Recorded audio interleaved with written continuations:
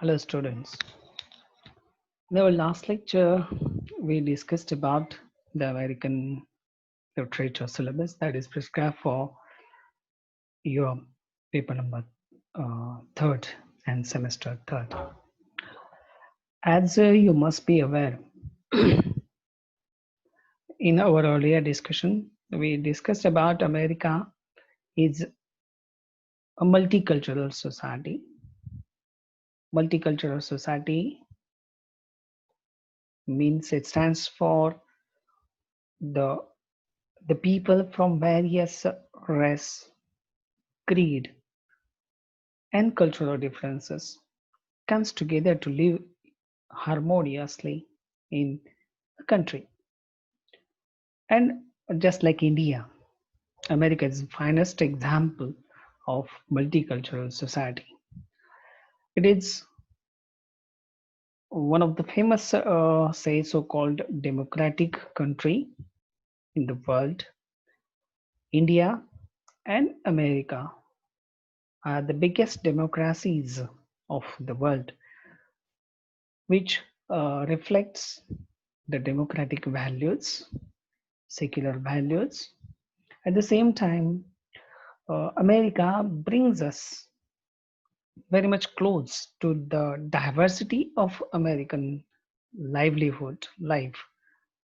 And America is a heterogeneous class.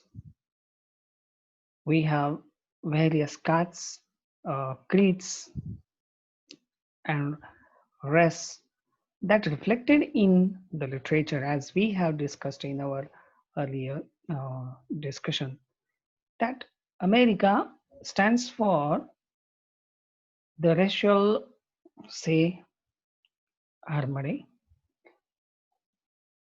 Of course, there are some of such cases that we have seen. Still, America is not a mature democracy.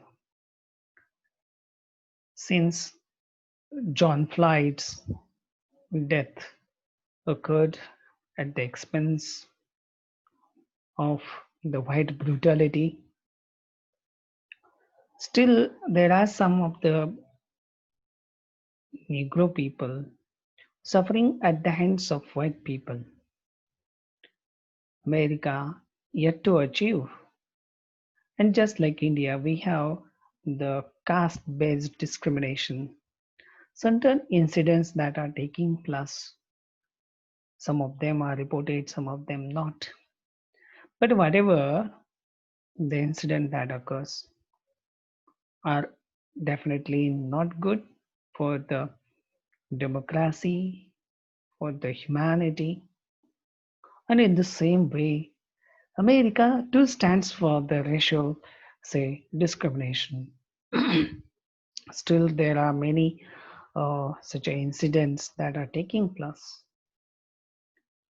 But irrespective of that, we had to study America as a heterogeneous, multicultural society. In our earlier lecture, we discussed about somewhat some background to the American literature. In the same way, when we discuss about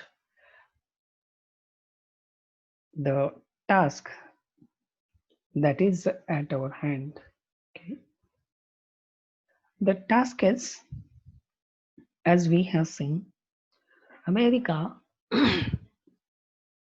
we cannot categorize the literature that we see in English literature.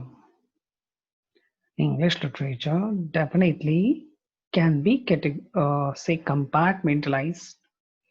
We have certain distinctions that we can make over the period of time, right from the 14th century to till now. But we don't have such a clear-cut boundaries in American literature. We have seen America was also dominated as one of the country who has subjugated, one of the country that has subjugated. America fought its war against the colonies, European colonies, And America fought and got the freedom in 1775.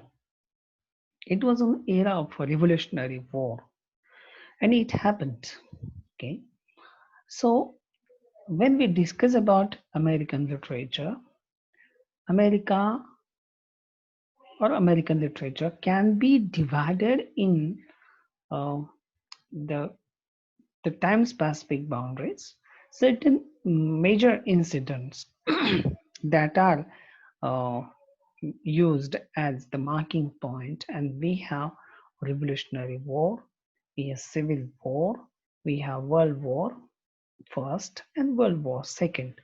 So when these periods that we see as colonial periods, okay, 17th century to 18th century, we have colonial powers, and who mm, brought their culture, they established their colonies, raised plantations, and exploited the the coastal part of America. The European could not trade deeper into the America, but coastal part of America. But whatever the country is or country has suffered, colonial periods which range for so many years, and it is the spirit that brought the American, say, political revolution to an end, and America achieved its freedom in 1775. During this period, in 17th and 18th century, many colonial, say, nations, European nations, who, for the sake of exploitation, to bring under the name of, say, bringing civilization to the dark part of the world, they ventured in Africa, Asian countries. Africa is a dark land at the time. It was uh, popularized as the uncivilized or savage country. Savages, human beings were treated as savages, and these savages needs to be civilized and brought under the education, brought into the daylight of civilization to educate them under the pretext of bringing education to the African people. European political leadership exploited the Africans, the black people, the Negro people. Africa is the darkest country, regarded as the darkest country. It was it was actually not so. As per the geographical location of the Africa and the equator, we do have the environmental conditions of the Africa made their skin so black. They are living their life in the context of nature. The natural context, the environmental, say, pressures, environmental reasons, and have made these savages. So human being is a product of that locality or the geographical conditions. And these geographical conditions made their colors as black. It's natural. But white Europeans who regarded these black people as savage people, or sometimes in the history they have disowned them as human being. So it is the utter, say frustrating thing on the part of humanity that these black peoples were regarded in such a way, animals and savages. Whatever things we have in studying American literature, we had to go back into the 17th century, 18th century to understand some of the historical incidents that has taken place. The incident that is very remarkable is, of course, the trade, the advancement of trade. And from the beginning of the trade, Africa was a source of natural resources, forest resources. Africa was very much crucial for earning. So, the money Africa stands for the all types of natural resources and the exploitation of these people at the hands of European to steal the rich natural stock. Not even this, but even human beings were captured, just like an animals, and was carried across the ocean into America. We do have the descendants of the black people who were auctioned in the market, in the open market, as the slaves for the farm, agricultural work, and human beings were treated just like an animal. They were auctioned, they were sold out in the auction. And these black people later on developed some kind of, they were human beings. Human beings were sold. They were human beings. And these human beings, when they general, generally awaken their senses, awaken their say sense of self, they tries to own something. Education was forbidden. Some of the leaders of the black community tried to educate themselves, and general awareness spread out. The general awareness created a sense of, say, individualism, tried to express themselves.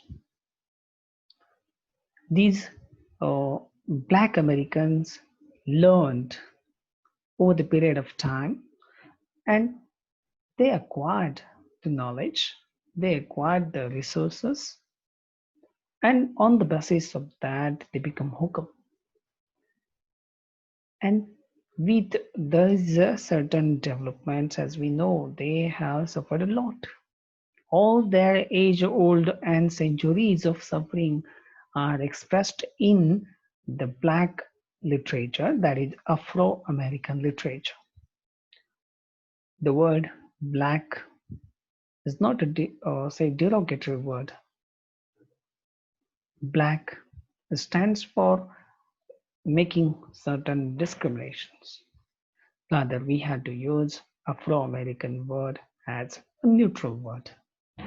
Negro word is to be avoided. It's a derogatory word, and that is what we had to use the Afro American people. So the literature becomes one of the way of expression, one of the way of writing. And we have seen the descendants of these black people in the American society forms the largest part of say race in America, and that is what we have the Afro-American people in America. In most of these were located in South America.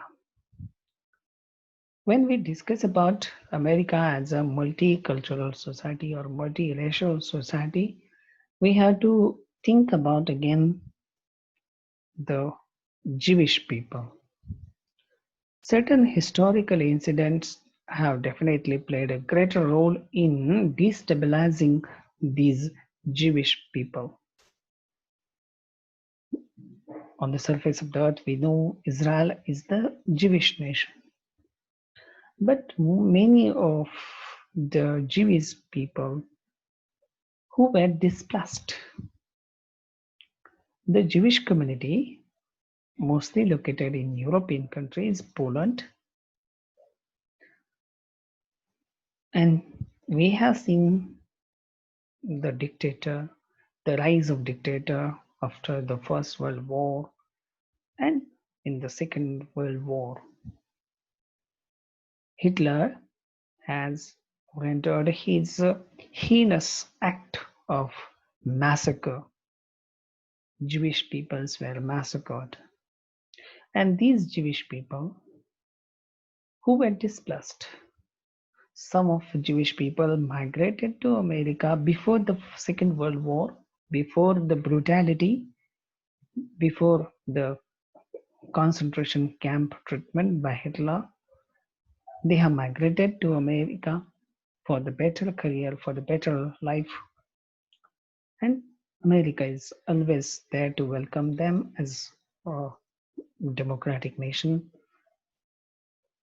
Jewish people who migrated into America, then during the atrocities caused by Hitler after the break of the second world war, second world war, Jewish people were starting to move out of their national boundaries, selling everything out. Jewish people, along with family members, those who come with family, migrated to other parts of Europe. But the threat posed by Adolf Hitler cannot trust them there. So they again migrated into the third world country, that is America. America welcomed these Jewish people, but Jewish people cannot accommodate the American culture, American life, American society. The problem with the Yiddish language, Yiddish means Jewish language, at the same time, the ignorance of English language posed the threat, the lack of communication, lack of proper understanding. And this proper understanding needs to be generated, but Jewish people were struggling. It took many years for maturing Jewish people to get acquainted with these people. So during this, say, so-called historical development, we have another largest community, that is Jewish community, that forms also the part of American life. But when we study about the colonial period, we have certain major authors who contributed to the the literary writing, and these so-called authors belongs to the colonial period: William Bedford, John Winthrop, Colton Mathers, Edward Taylor, Annie Bradshawt. Then uh, during the Revolutionary period, we have another major writers: Thomas Paine, Harriet Monroe, Edgar Lee Masters, James Madison, Alexander Hamilton, Philip Frano, Joel Barrow. So these writers who form the largest kind of so-called largest community based in America. Then another say the changes America was beckoning. America has a rich culture. America is rich in this rich nation in the sense of say job opportunities in the career say opportunities. It's a developed nation, the better life living conditions, better lives, and the expectations, the free and fair atmosphere, the democratic setup of work, administrative cooperation, all these has caused the other parts of the world to migrate, the people from other parts of the world to migrate into America. And we have certain uh, diaspora. That is, means each and every nation has a diaspora. So we have Indian people who settled in America under the Indian diaspora. Chinese people who migrated to America. We have Chinese diaspora. At the same time, we have Asia, Asian diaspora. At the same time, Arabian diaspora, Japanese diaspora, Indonesian diaspora. So the diaspora is the another concept that added to the study of this literature. Okay, and now with these, okay, with these words, definitely it is uh, extremely useful for the students to find out what are the socio cultural historical incidents that has caused the remarkable trends, setting remarkable trends to write the American literature, some production, certain poetry, or at the same time we have um, various genres of writing, novels, essays, poetry, and rest of the smaller literary forms are found with a literary expression in these so-called writings. So, without understanding the socio-cultural and historical and political background to America, it is impossible for us to study the text. Certainly, we are going into the text, and this understanding of the text, the terms and concepts are extremely helpful for us. And then, without understanding these, we cannot go ahead. So, it is at the outset we have to look at the America, its political, certain historical conditions, and what are the incidents that has caused. So, okay. I think the earlier lecture and this lecture will create some kind of a proper understanding of the socio-cultural background of America, and it will definitely help you to understand our syllabus and our subject in a better way. So, with these words, definitely, I think you will understand, and I will definitely going to share some of these things with you. Okay, I request you to go through the notes and books. Thank you.